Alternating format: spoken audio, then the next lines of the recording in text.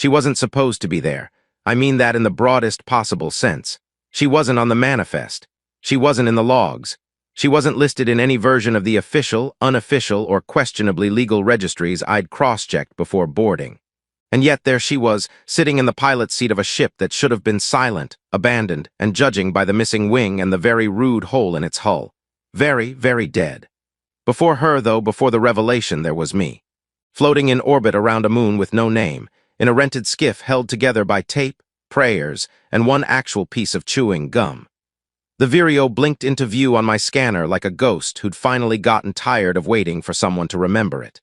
And since I was the only one stupid enough to be in range, that someone was me. I docked with her by sheer optimism and a crowbar. The Vireo groaned like an old man waking from a decade-long nap. I half expected her to ask for a glass of water and complain about the youth these days. Instead, she greeted me with flickering lights and a long silence. Not creepy at all. Not like I hadn't watched The Haunting of Deck 9 on an empty stomach and vivid imagination.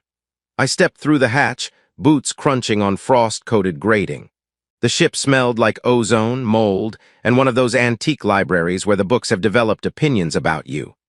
I muttered something charming like, "Well, this isn't a trap," and started the traditional boarding ritual. Flashlight sweep, oxygen check, muttered curses, weapon drawn, self-reassurance in sarcastic monologue. It's how professionals do it. The bridge was up 2 decks, past a corridor where the walls had been kissed a little too hard by something acidic. My suit pinged a warning. I told it to shut up. It responded by lowering my oxygen threshold by 3% out of spite. I climbed, grumbled, opened the final bulkhead and paused. She didn't move. Just sat there, fingers grazing the old Terran alphabet on the cracked console, like someone reading a prayer in a forgotten language. Her hair floated in low gravity, a shimmer of starlight silver. Her cloak rippled even though there was no breeze, maybe a personal field, maybe just dramatic flair. Some people really commit to their look. And then she whispered, "You're late." I stared. This is what you do when you're presented with a space princess on a ship that's supposed to be uninhabited. You stare, and then, if you're me, you say the smartest thing possible in the moment. She turned her head slowly, and her eyes, silver too, like moons that decided to judge me, narrowed. "You don't remember me." "That depends," I said, trying not to hyperventilate, "on whether we've ever met. Or if you're part of a hallucination, or a very elaborate prank. Please tell me this is a prank. Did Togo set this up? This feels like a Togo prank." "Togo is dead." I scratched my neck reflexively, even though the helmet made that deeply unsatisfying. Not a prank, then. She rose, not stood, rose, as in levitated. The effect was somewhat undercut by her catching her foot on a loose cable and nearly face-planting into the navigation console. She righted herself with imperial grace and cleared her throat like nothing happened. "Are you still pretending?" she said, "or has your memory truly failed you?" "Listen," I said, backing up slightly. "I fake a lot of things: confidence, sobriety, the ability to cook anything beyond rehydrated sludge. But I don't fake amnesia. That's just lazy writing." She frowned. I couldn't tell if it was confusion or disappointment or some kind of ancient royal expression, for this one's an idiot. I cleared my throat and tried again. "Let's start over. Hi. I'm Dax Wren. You seem lovely and also mildly terrifying. Who are you, and what are you doing on my dead ship?" Her frown deepened. "You promised," she said. "You said you'd come back." "Look, I say a lot of things," I said. "Most of them under duress or while being shot at." "You held my hand," she insisted. "You called me Starlight, you gave me your ring." "Oh, stars," I muttered. Did I propose to someone and forget? She held up a small metallic loop. Sure enough, it had my name engraved on it, and a very bad drawing of a fox. I only ever carved that stupid fox for one person, back in flight school, before everything went to entropy in a cargo crate. "But she was human," I said aloud, more to myself than to her. She cocked her head. "You still don't see, do you?" "Look, it's not that I don't appreciate the reunion," I said, taking another cautious step backward. "But you're very sparkly and floating, and I haven't had coffee in 19 hours, and I might be allergic to space royalty. So how about we?" The ship groaned beneath us. I turned just in time to see the navigation console light up. For the first time in a decade, the star maps reoriented themselves. Coordinates blinked into existence, forming a path, a jump route that didn't exist in current charts. She smiled. "Now," she said, "we go home." And because I'm a deeply reasonable person with no history of making reckless decisions under pressure, I said the only thing I could say in that moment. Sure, why not? Let's go visit alien in-laws I don't remember and maybe die gloriously along the way. She narrowed her eyes. You still talk too much. Some things never change, I muttered. Then the console sparked, the ship shook, and the first whisper of something cold brushed against my spine, a warning that we were very much not alone. Wonderful, just another day in paradise. My first mistake was trying to sit in the co-pilot's seat. She looked at me like I'd just tried to rearrange the stars. There was a moment, long, delicate, and very quiet, where her eyes tracked me as if recalculating my IQ and debating whether it was worth continuing this rescue mission. Then she made a small motion with her fingers and the seat buckled under me. Not exploded, not malfunctioned, just rejected me like an old sofa with opinions. I landed on the floor with a noise that can only be described as undignified. She didn't laugh. That was almost worse. I see gravity still respects you, she said. I'm beloved by gravity, I groaned, getting up. We're in a toxic relationship, but at least it's consistent. She didn't respond. Instead, she turned back to the console, humming in a tone that sounded like glass singing. I took it as a dismissal and hovered awkwardly by the nearby diagnostics panel, pretending to understand what it said. The panel, however, had other plans. Welcome back, Captain RENN. ITS been 3,742 days. SYSDEMS degraded. Moral support non-functional. Wow, I muttered. Even the interface has abandonment issues. Your ship misses you, she said without turning. Or perhaps it just wants to yell. Ships don't yell, I said, tapping the screen. The panel beeped indignantly and displayed a very small animated wrench shaking its fist. Correction, I said. Ships shouldn't yell. She tilted her head slightly. Vireo has always had personality, a consequence of your modifications. Modifications? I blinked. I didn't wait. What modifications? She raised her eyes slowly. The ones you made when we were hiding from the mirror echoes. Right, mirror echoes. Those didn't sound like friendly pets. She must have noticed the blankness still plastered across my face because she sighed like a queen who had just discovered her knight forgot how swords work. You're different, she said. Lighter. Louder, less tragic. I'll take that as a compliment, I said. I've been working on my less tragic look, really trying to give off debt-ridden scoundrel who might accidentally save the galaxy vibes. She blinked. That's oddly specific. It's a genre. She turned back to the console, fingers dancing across alien glyphs and faded Terran code. I watched, fascinated. Not just because she seemed to understand both languages as easily as breathing, but because the ship responded to her. Lights flickered awake, systems groaned and then powered up in surrender, and somewhere down the hall a toilet flushed itself without being asked. That one might have been coincidence, or a ghost, jury S still out. Okay, I said. How about you tell me your name before another haunted bathroom makes a decision about my future? She hesitated. I am Veila of House Arendor, last of the Skyborn Court, keeper of the Starlace. And the one you left behind. See, I was with you until the end, I said. But now it sounds like a title card from a very expensive opera. She squinted at me. Do your people not respect titles? We barely respect recycling, but I like Veila, it's elegant, it's got syllables. And you, she said, were once Dax Ren, warden of the Gatefall Corridor, herald to the Pact of Shivering Worlds, and other things. I was also voted, most likely to spill noodles on the navigation console 3 years in a row at the Academy, I said. So clearly I peaked early. She didn't laugh, but her mouth twitched. Progress. I gestured to the flickering displays. So, what are we doing here, Princess Veila of the Many Hyphenates? Because I was under the impression this ship was space debris. And now you're rebooting it like we've got a mission to attend. She straightened. We do. The lights above us dimmed, then turned red. Alarms chirped softly like they were nervous about being too loud. The console translated an incoming alert. Stasis breach in hold 3. Fungal BIOFORM activity increasing. Please do not panic. Panicking is inefficient. I turned to her. That sounded like a bad thing. It's only partially catastrophic, she said. Oh good, I love my catastrophes in bite-sized portions. She moved to another panel, inputting commands at speeds my eyes could barely track. The containment systems degraded while I slept. The bioform is curious. It likes warmth. Great, we'll feed it a blanket and some tea. It also likes carbon-based life. Less great, that's what I'm made of. A low hum filled the air. The floor vibrated beneath us. Something big shifted below. I saw spores dancing in the light beams like dust motes with ambition. Okay, I said, drawing the small plasma cutter from my belt. Worst case scenario. It infects the ship, breeds copies of itself, then it sings.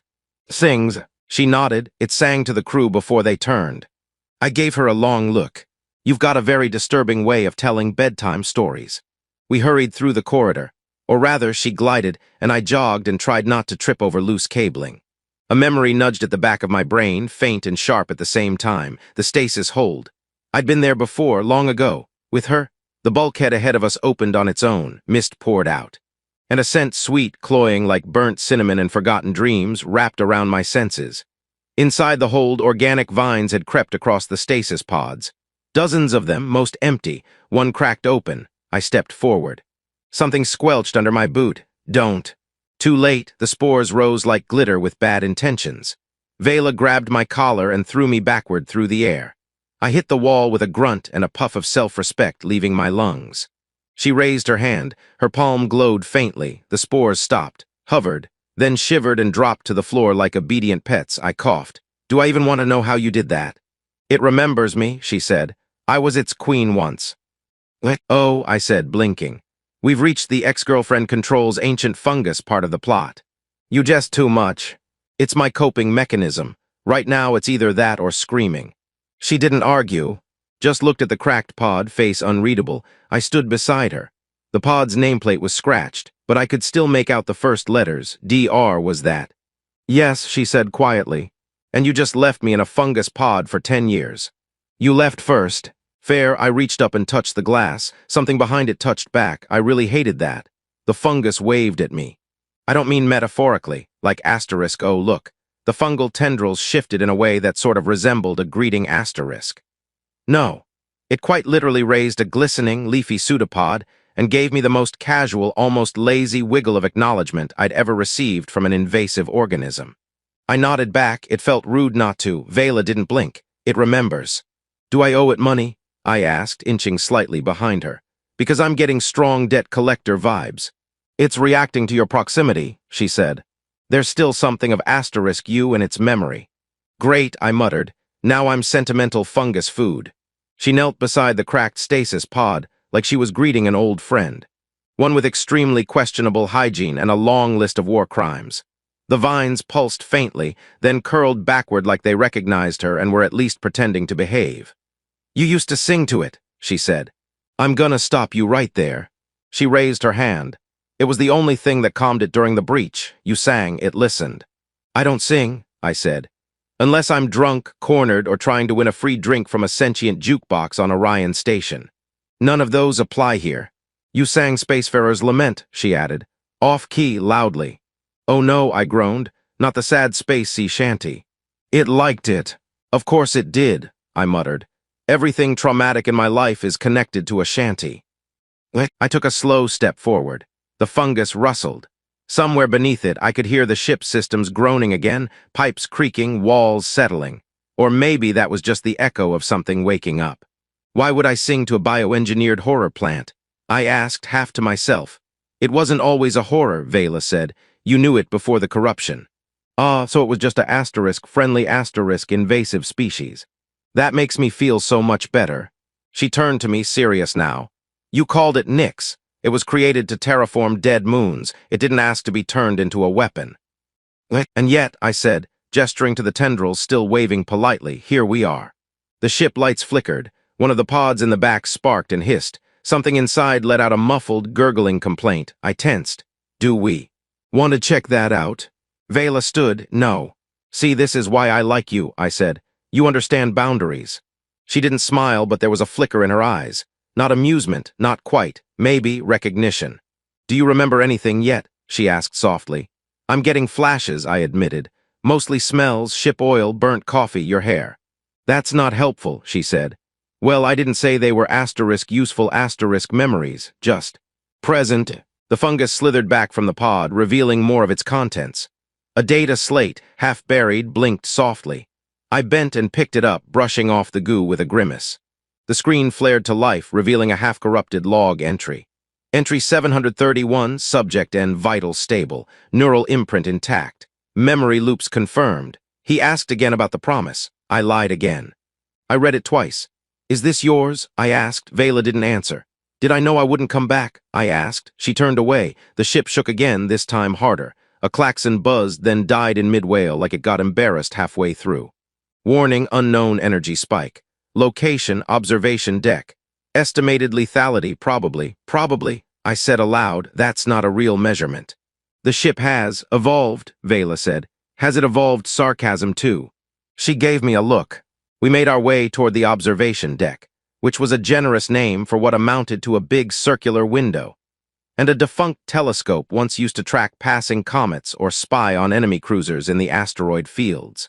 It now displayed a swirling distortion, like a heat haze if it had opinions about our existence. Is that, I began, a fold echo, she said, left over from the mirror breach. Okay, so that's not new asterisk. It's pulsing. That's bad, right? That's a runaway now kind of pulse.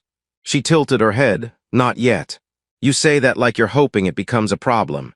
I say that like someone who remembers what happened last time. The distortion shimmered. I saw something inside it, a shape tall and vaguely humanoid with too many joints and not enough context.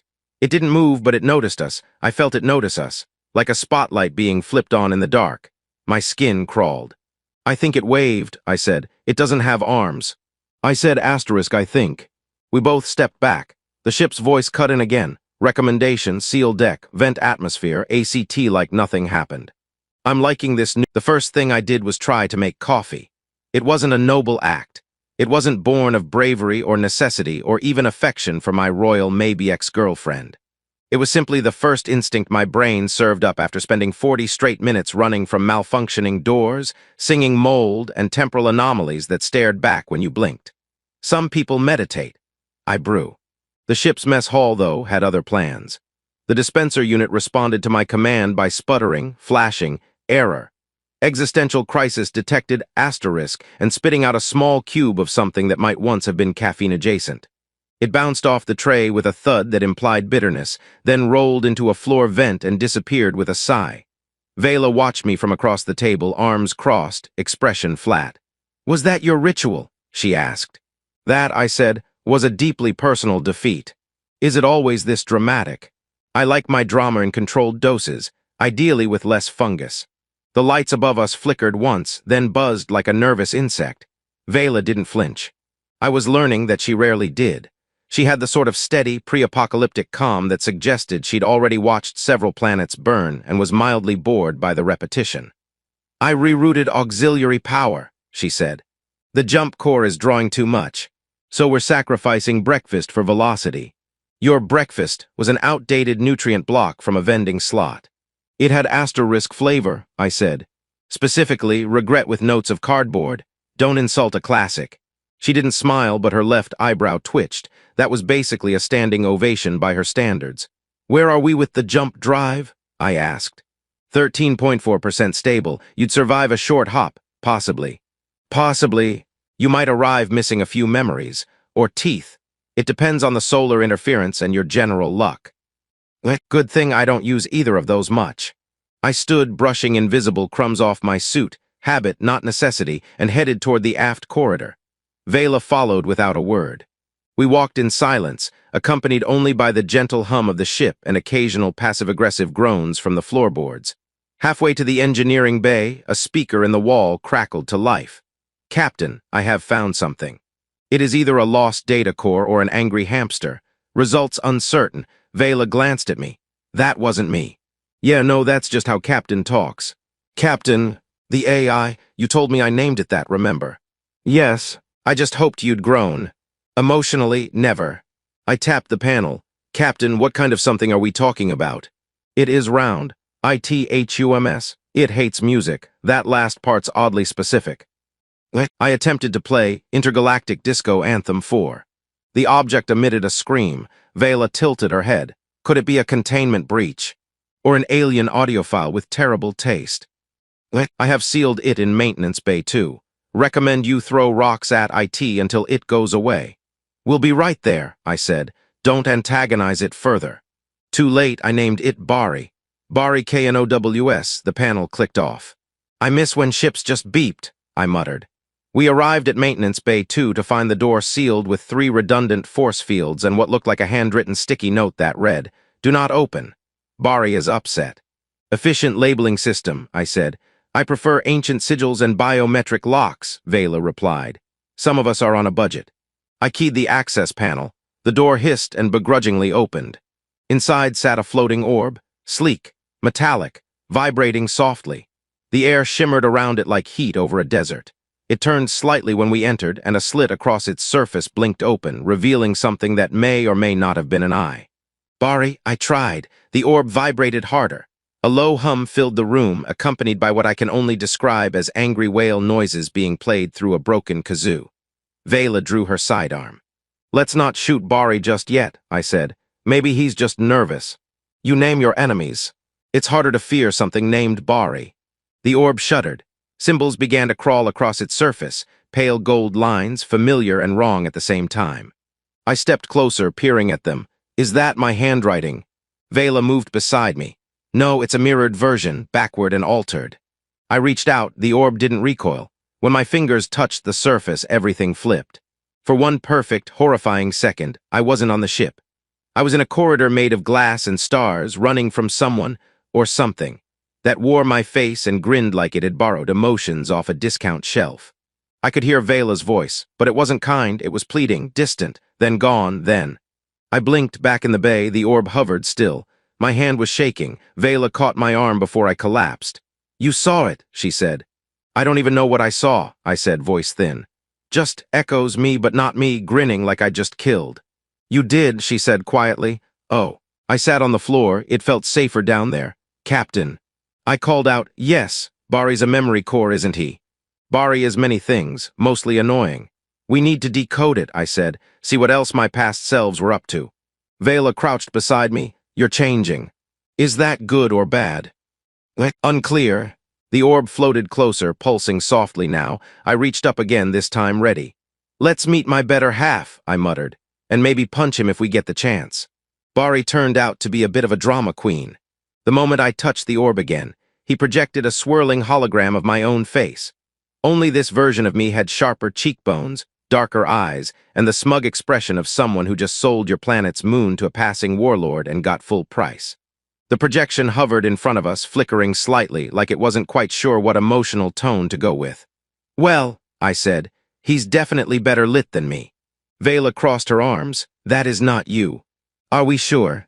Because he's got my bad haircut and judgmental eyebrows. No, she said, that version of you enjoyed causing harm. Oh good, I said. A fan of property damage and emotional trauma, classic mirror me. The projection started to speak, but not in words. Images and impressions flooded the space, fire across a starfield, a planet cracking in half, laughter that didn't sound entirely human. Veila flinched slightly. I reached out and Bari obligingly paused the show like a Galactic Netflix menu. Okay, I said. So tell me you've got some popcorn because this memory lane has a body count. I told you before, Veila said. Your double, the mirror one, was the reason we lost the Gatefall corridor. He didn't just betray the mission. He sold coordinates to both sides and burned the escape routes behind him. That doesn't sound profitable. It wasn't about profit, she said. It was about attention. I squinted at Bari, who was now looping images of the other me smiling while entire fleets tore each other apart in the background. A little heavy-handed, maybe, but effective visual storytelling. So what do we do with this? I asked. Bari buzzed, then suddenly projected a series of coordinates in the middle of the room. Ah, great, a field trip. I don't recognize those, Veila said, frowning. I do, I said quietly. That's where the Vireo launched from, the day everything went to rust. She looked at me sharply. You remember. Bits, I admitted, flashes, mostly shame. And the sound of my boots running down that corridor just before it all collapsed. And your hand. Her voice softened just a touch. I tried to pull you back. You almost did. There was a beat of silence. Then the ship's AI crackled in. Captain, I would like to file a formal complaint. Of course you would, I muttered. Is this about Bari? No, ITS about the fungus. It is writing poetry in the air DUCTS. I blinked. What kind of poetry? It RHYMES, badly. Veila sighed. Does it pose a threat? She asked, only to literary taste. Noted, I said. We'll schedule a dramatic reading later. Right now we've got a lead. I nodded at the coordinates. I want to see where this all started. Not the version I remember, the one I forgot. Veila hesitated, then nodded. I'll prep the nav systems. Wait, are we even at safe jump capacity? She tapped a panel on the wall. The ship groaned in reply. FTL status, 18. 4%. Risk level, let's call IT spicy. Spicy, I repeated. That's not comforting. You wanted candor, now you have flavor. I looked at Veila. Do you think the ship's developing sarcasm because of me? I think it's trying to cope. Well, at least someone is. We made our way to the bridge, where the lights were still moody, and the chairs were just as judgmental as I remembered. I took the co-pilot's seat this time, slowly, and waited to see if it would try to eject me again. It didn't. Small victories. Veila took the pilot's seat with the ease of someone who'd done it 1,000 times and in at least 3 dimensions. Her fingers danced across the controls and the ship hummed as the jump drive spun up. I held onto the edge of my seat. Do we have seat belts? No. Perfect. Why should a haunted ship have safety features? The stars outside stretched, twisted, and then folded inward as the jump began. I felt the telltale tug in my ribs, like something inside me was being pulled sideways through a very impatient sock. Just as I was about to black out, I heard Bari whisper, "Don't forget what he took." And then we arrived. The ship dropped out of jump with a noise that sounded suspiciously like a burp, and a cloud of fried electrons wafted through the ventilation system like burnt toast. "Where are we?" I asked, trying to regain my internal orientation. Veila stared ahead. The planet below us was fractured, not broken in half, not exploded, just peeled. As if some giant cosmic hand had tried to remove the crust like skin from a fruit. Cities sat exposed, fossilized mid-evacuation. A massive fissure ran along the equator, glowing faintly. "That's not what I remember," I whispered. "No," Veila said. "That's what he did after you left." We hovered above the remains of the launch site. The facility was a husk, bent and warped. But Bari projected a glowing path through the debris. I recognized the curve of a hallway. The bent corner of a mess table, the dented locker with my initials half scratched away. And I remembered something I hadn't known I'd lost. I'd asked her to stay. Veila, just before the jump, when I still had time to choose. She had taken my hand, and I let go. Back on the bridge, I leaned forward and put my head in my hands. "Why did I leave you?" She was quiet for a long moment. "Because you believed," she said softly, "you could fix it. That you could beat the mirror. That you could outrun who you were becoming." "And did I?" She looked at the planet. "No." I sat back, stunned, hollow. Then Bari blinked again and projected a new message. Entry unlocked, final record. A voice filled the room. My voice, but not mine. "Leave the ship. If you ever come back, don't trust me, kill me, and make sure she doesn't follow." Veila froze. The voice continued. "She deserves to live, even if we don't." Then silence. I cleared my throat. "So that's not terrifying at all." Veila turned to me, expression unreadable. "I didn't follow you," she said. "I stayed, I waited." "I think maybe you shouldn't have," I whispered. "But I did." And now, apparently, I was the backup plan. The second chance Dax. The guy who got to clean up a mess made by a more confident version of himself with cooler hair and worse ethics. So naturally, I said the only thing that made sense. "I think it's time we visited him." Veila raised a brow. "Visited?" "Well, technically, punched into the nearest singularity is also a visit." She smiled. It was small, but it was real. The plan, if you could call it that, was simple. Find my mirror double, exchange a few tense words, possibly punch him, and then fix whatever cosmic disaster he'd gift-wrapped for us all. Very straightforward. Zero complications. Except, of course, for the minor fact that I had no idea where he was, what he wanted, or how to defeat a version of myself that apparently had ambition, cruelty, and a full memory intact. "We'll need a tracker," I said, pacing the corridor while Veila adjusted something terrifying-looking on her wrist. "I have one," she said. "I meant one that doesn't judge me while I breathe." "Impossible." "Okay, wow." She tapped the device. A projection flared up, a twisting web of overlapping coordinates and pulses of energy that made my retinas ache just looking at it. "That's complicated," I said. "It's a fold trace. The kind left behind when someone passes through a mirror breach without full stabilization. Which is science speak, for he left a messy portal, and now we can follow his breadcrumbs." "Yes." And if he's like me, he absolutely left breadcrumbs, possibly with sarcastic notes attached.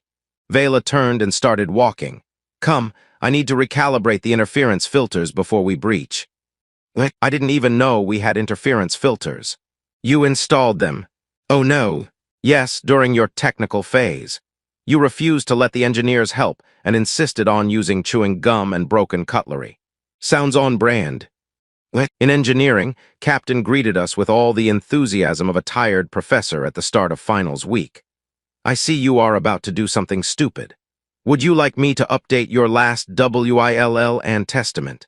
I haven't had one of those since the noodle incident, I muttered. I remember, you named me executor. Yeah, sorry about that. I have since legally adopted myself. It was easier. Veila ignored the exchange and began linking several nodes together on the central console. They lit up in sequence, each emitting a different tone, until the room sounded like a tone-deaf orchestra tuning up before a disastrous performance. Once we trace the breach path, she said, we'll have to move fast. The instability window is narrow. Define narrow. 3 minutes, maybe less. Oh good, I said. We'll just sprint through space-time like we're late for a party and forgot pants. The first node began to vibrate. A faint ripple distorted the room like the air was made of water and someone had dropped a pebble into it. Bari chimed in from the overhead speaker. Breach trajectory found. Destination, unstable. Recommendation, don't. Appreciate the honesty, I said, strapping myself into the wall harness. But we're going anyway. Veila didn't sit. She stood in the center of the ring, calm as ever, eyes fixed on the rippling void forming in front of us. This is how you followed him the first time, she said quietly, through a fracture like this. And I came back broken. No, she said, you never came back at all. Well, I said, maybe this time I'll bring snacks. The breach opened with a sound like a sigh and a blink of inverted stars. It smelled like burnt citrus and memory. Before I could second-guess myself, Veila grabbed my wrist and pulled us both forward. Falling, not physically. Not like gravity, it was falling through choice, through regret. I saw myself again and again making different decisions, saving people, losing people, holding Veila's hand in one timeline, letting go in another. In one version, I wore a crown. In another, I held a weapon I didn't recognize. In all of them, I was running. And then, we landed. I stumbled forward into a corridor that looked exactly like the Vireo's, but shinier, cleaner. Less murder fungus, more polished metal and soft lighting. It even smelled nice, like soap and ambition. Where are we? I whispered. Veila turned slowly. This is the Mirror Vireo. And he's here. Yes. A slow clapping echoed down the hall. I turned, and there he was, me, wearing a black coat that shimmered like starlight and nightmares, hair perfect, beard trimmed, posture smug enough to make a statue of a politician feel humble. Well, he said, grinning, you finally showed up. Hi, I said. Quick question, what's it like being a colossal disappointment in multiple realities? He raised an eyebrow. Better than being running through a collapsing timeline is exactly as fun as it sounds, which is to say, not at all. It's like trying to sprint across a bridge made of bad decisions and outdated code, while the laws of physics scream at you in reverse Esperanto. Behind us, Mirami's ship, the glossy, smug, overachieving version of the Vireo, was beginning to unravel. Panels blinked in and out of existence. The walls rippled like digital static, and entire rooms rearranged themselves mid-step. At one point, we passed a copy of the mess hall that served nothing but irony and bottled betrayal. The vending machine tried to offer me a memory of a childhood I never had.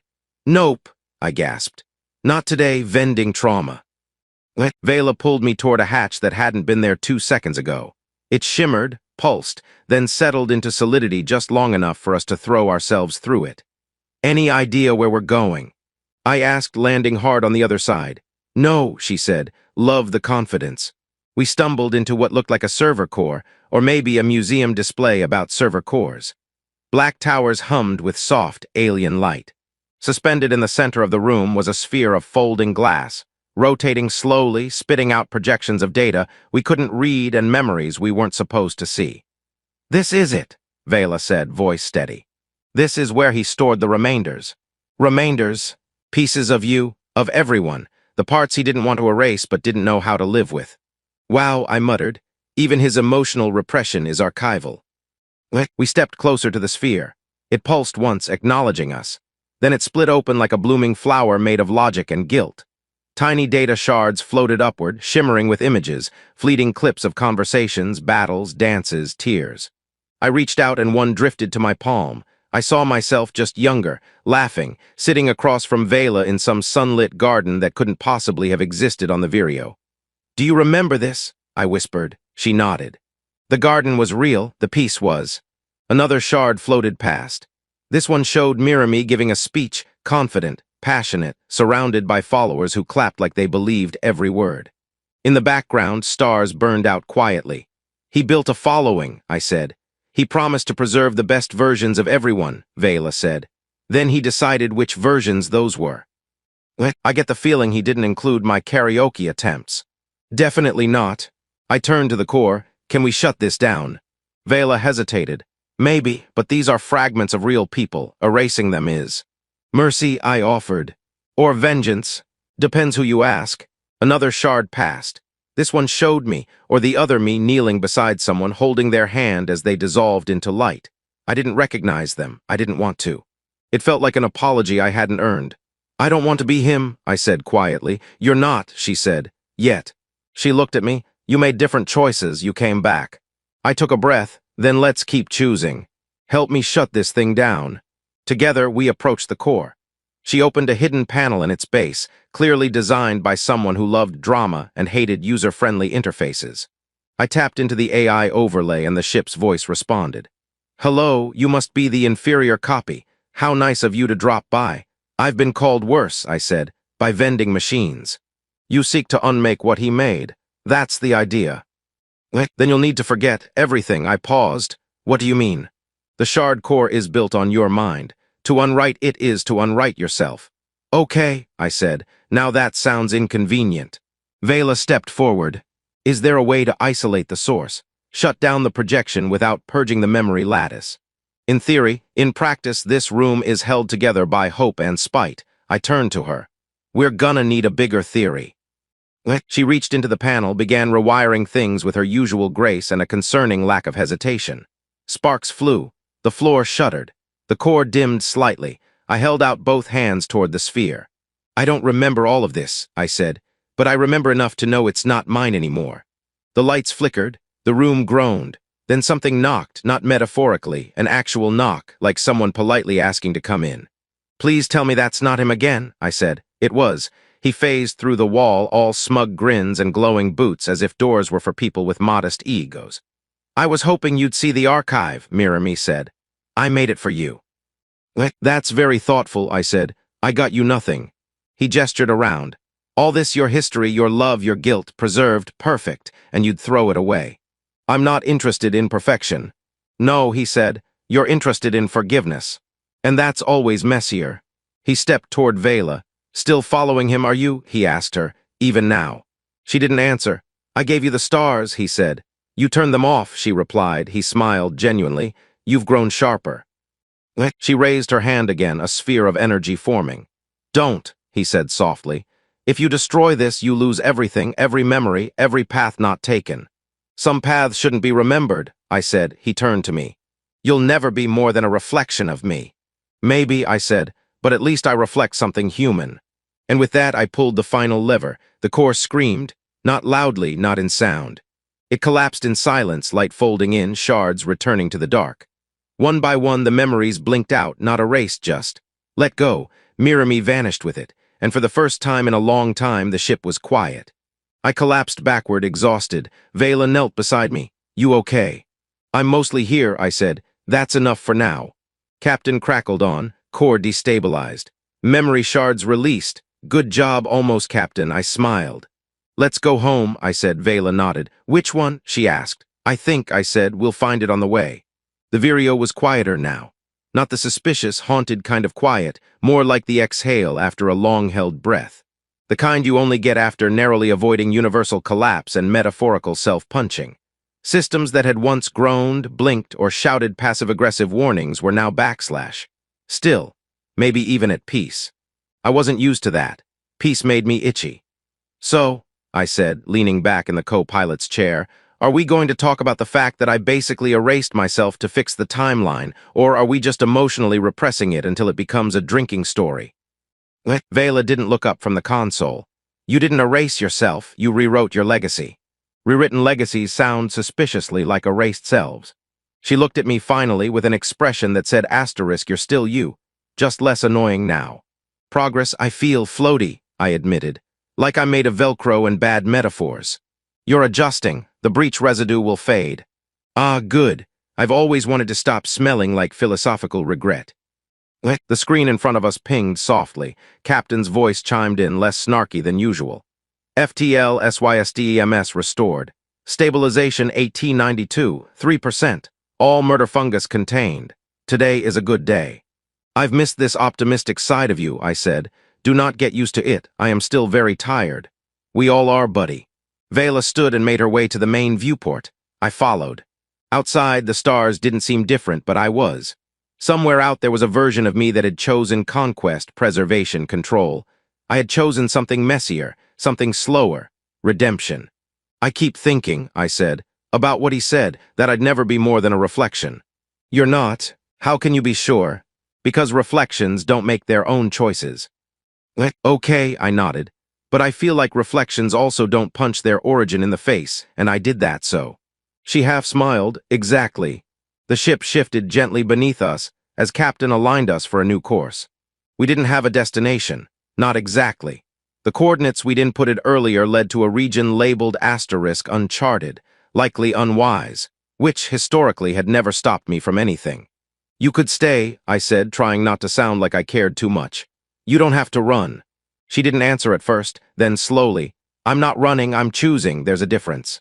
I've been really bad at knowing the difference. I know. Thanks, she turned to me. You know what you should do. Probably therapy. Besides that, learn an actual skill beyond talking and occasionally not dying. Tell your story. I blinked. Excuse me. You remember enough now. You know what you did, what he did, you should share it. With who? A bored bartender in orbit, a couple of trade smugglers and a sentient toaster. Start somewhere. And what? Just walk in and say, hey, I used to be evil, but now I'm just traumatized and heavily sarcastic. That sounds like a beginning. I groaned. You're giving me hope, stop that. It's annoying, isn't it? Deeply. She nodded toward the forward console. We'll reach the border systems in an hour. I should probably wear something less, apocalypse-flavored. You have one jacket. It's versatile. She turned to leave the bridge. I watched her go, then called out, hey. She paused. Why did you wait for me? A beat, then, because I believed you'd come back different. And did I? She didn't answer, but she smiled, which was, honestly, more terrifying than any confirmation. In the cargo bay, Bari floated near the ceiling, humming softly to himself in a language no one had taught him. He'd become something new in the collapse, less of a memory core, more of a sentient keepsake with a flair for musical monologue. I tried not to look directly at him for too long, lest I start crying or dancing. Hard to say which. Captain informed me that Bari had written poetry again. This time, it rhymed asterisk intentionally asterisk, which was probably a sign of the apocalypse. The fungal growth, meanwhile, had been fully contained. Nyx, or what was left of her, was now chilling in a cryopod under heavy encryption and occasional mood music. Apparently, she responded well to lo-fi beats. I didn't ask questions. The stasis wing, once a graveyard of bad decisions, had been sterilized and turned into an archive. Veila's idea. A place to store the stories we asterisk wanted asterisk to remember, not the ones forced upon us. I added my name to the list, under asterisk recovering disaster. The stars kept moving, so did we. Later, I stood at the viewport again, alone this time, watching the line of space bend as Captain prepped for jump. I thought about everything we'd left behind, echoes, betrayals, choices, about the me that could have been and the one that now was. He was still in there, somewhere, the other Dax, but he didn't get to drive anymore. Veila's footsteps approached behind me. You ready? She asked. As I'll ever be, I said. She handed me something, a ring, my ring, the one she'd kept, the one I'd given her in a timeline neither of us wanted anymore. I don't want it back, she said, but I want you to have it. I turned it in my palm. I was an idiot. Yes, still kind of AM. She tilted her head, slightly less. I slipped the ring onto a chain around